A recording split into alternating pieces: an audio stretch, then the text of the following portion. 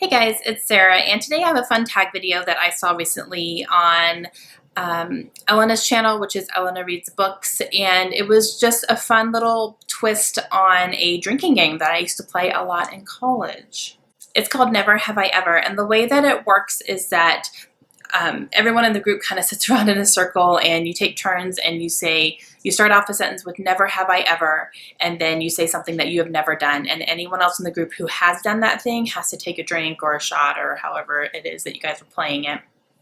So I thought it would be fun to do.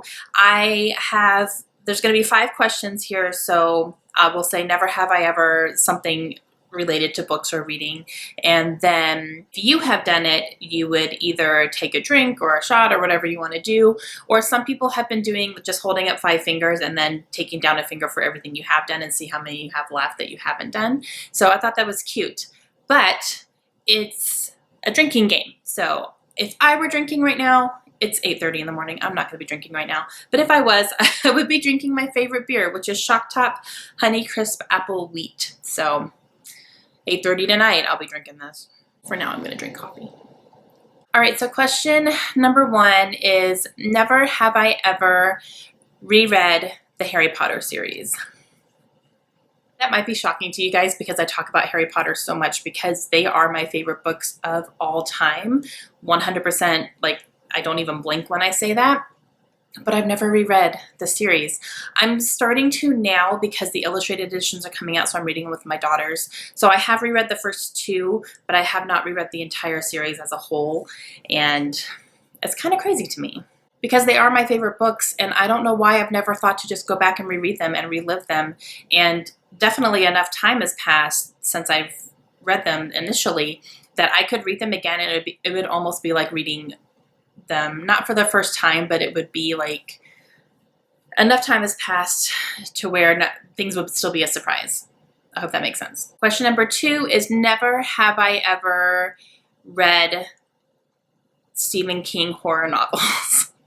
The only Stephen King book that I have read was 11/22/63, and I loved it, but it wasn't a horror novel. It was like a time travel type thing. There really wasn't anything horror-esque about it.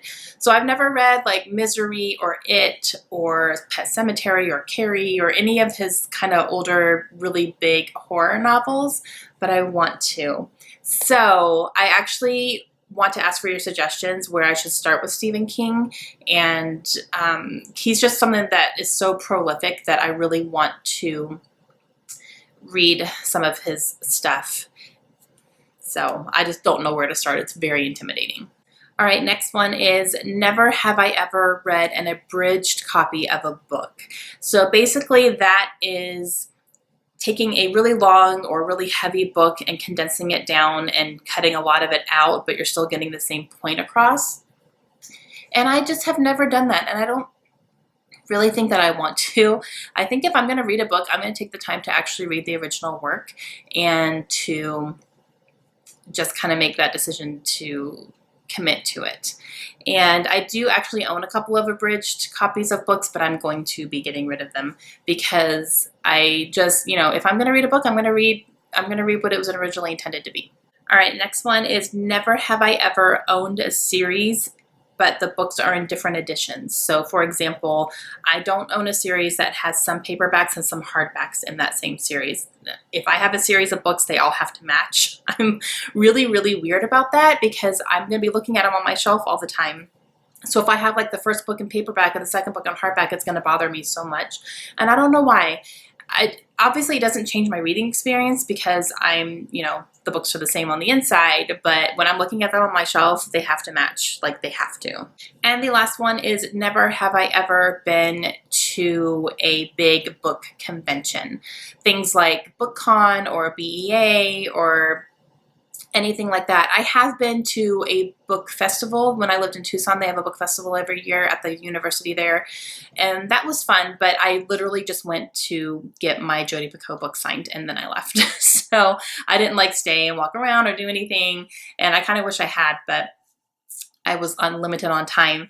But I would, oh man, like when you go to those book conventions and then you get all the ARCs and you get all this free stuff and all that, and you meet all the authors, I would love to be able to do that one day. my life does not necessarily allow me to do that. So, you know, I'm a busy mom and a wife, and my husband has an insane schedule. So it's really hard for me to ever get away to do anything quite like that. So it's not necessarily a reality for me, but it's something that I think would be amazing. And I live vicariously through everyone who ends up going.